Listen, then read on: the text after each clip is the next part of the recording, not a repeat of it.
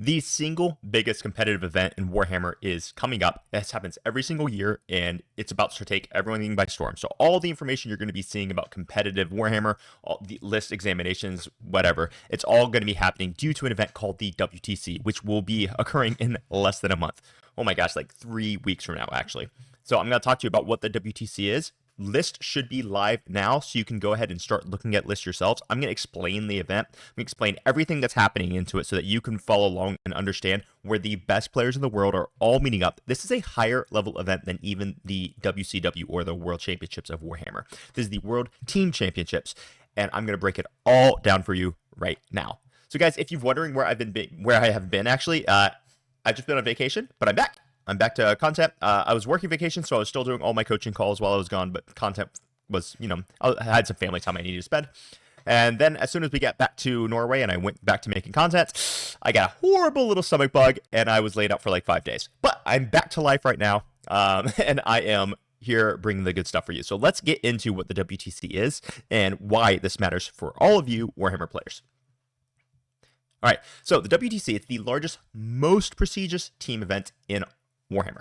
Every single team that you're going to see is going to be made of the best players in its country. Warhammer, the World Team Championship, will allow one team of 8 people to travel from every country who wants to join, and they will compete for the title of the world's best Warhammer team. So it's country versus country.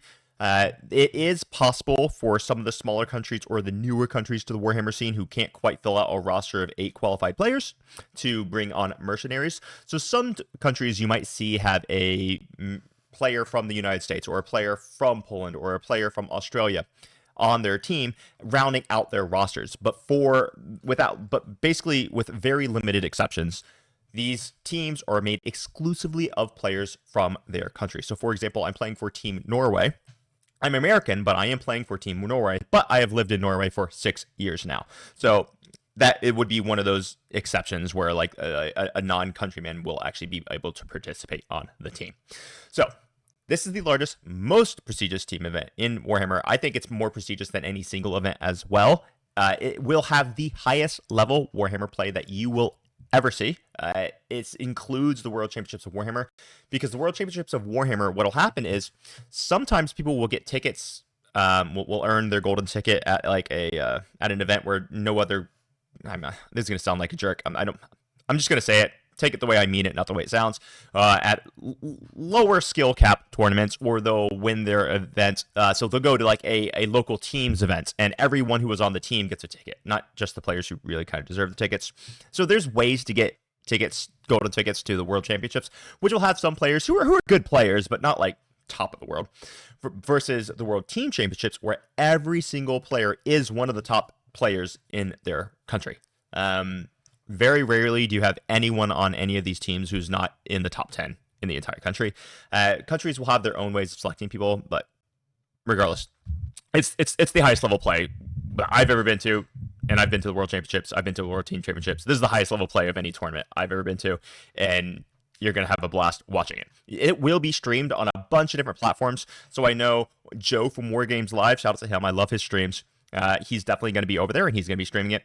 I think Breaking Heads is going to be streaming it. They are a German streamer. You got French War Games Live, who's going to be there. Obviously, French stream. So you get a lot of country-specific streams, but there'll be several different options so that you can watch the World Team Championships and have a blast, while you're watching all of us struggle and sweat in Austria. So there are going to be 40 countries represented this year. That's 8 people for each team. So 8 times 40, whatever that is. It's going to be the amount of players who are there. It'll be a 7-round tournament. So we're going to get there, and I think it kicks off on the 7th of August. Maybe it's the 5th. Regardless, it's going to be on Thursday. We're going to play one game that evening, and every other game, so day, Friday, Saturday, and Sunday, it'll be 2 matches. The way this works is that the first 3 games that you play is going to be played in a pod round, or a pod round. Here, let me kind of give you the schedule here. So blah, blah, blah, blah, blah, blah, blah, blah, blah. Yeah, August 7th through the 10th is the actual event. Okay, so the way this is going to work is all of the teams who are there have been divided up into what they call seeds. So this is coming from past performance. The best teams who typically place the highest, those are going to be in group number 1. Then the next best guys are going to be in seed group number 2, then seed 3, then seed 4. Seed 4 is always reserved for the people who have performed the worst historically. It's not only off of 1 year's performance, it's a historical data, or it's your newer teams. And in this scenario, it's actually mainly just going to be your newer teams. So a lot of amazing teams here. And the first 3 rounds of the tournament is going to be called the group pod phase. So in the group pod phase, you're going to have one team from seed 1, one team from seed 2, one team from seed 3, and one team from seed 4. They're all going to be staged in a pod, and everyone's going to play everyone in that pod. So those will be the first 3 matches that we'll have, and we're actually going to find out what those pods are going to be tomorrow, I believe. And if I'm not mistaken, and I'll put it in the description down below, Breaking Heads is going to be streaming this. So if you want to watch it live, and there's going to be a lot of WTC players in the chat, like kind of talking junk to each other and having a blast, watching to see the drawing, to see who gets in whose pods. So we're going to actually know the teams, the first 3 people that we're going to play, we're going to know those armies. And what you're going to notice is that most WTC teams are going to spend a lot of time preparing for all of their teams in their pod phase. And they're going to probably be doing practice scrims and drills to specifically play against those armies.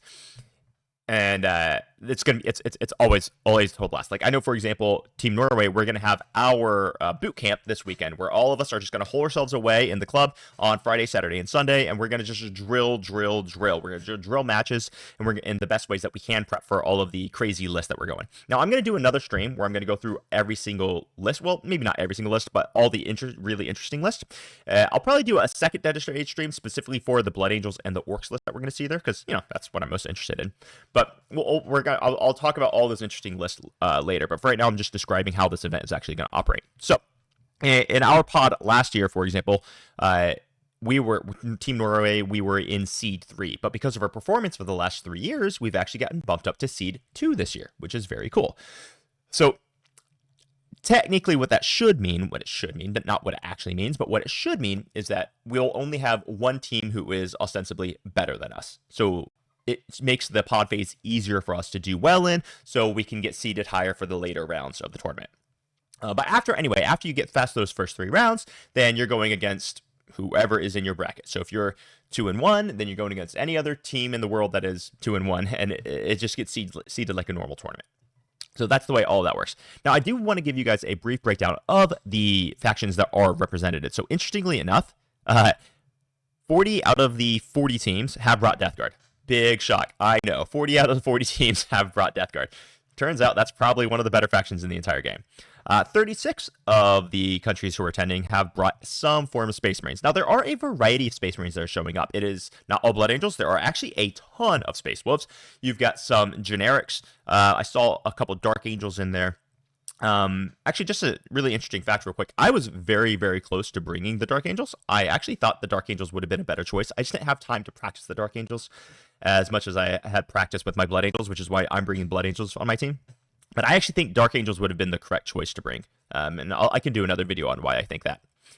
But just as a foreshadowing, it's because Dark Angels, I think, 100% counter Death Guard right now. I actually don't think Death Guard can be a Lion-infused Dark Angels army right now.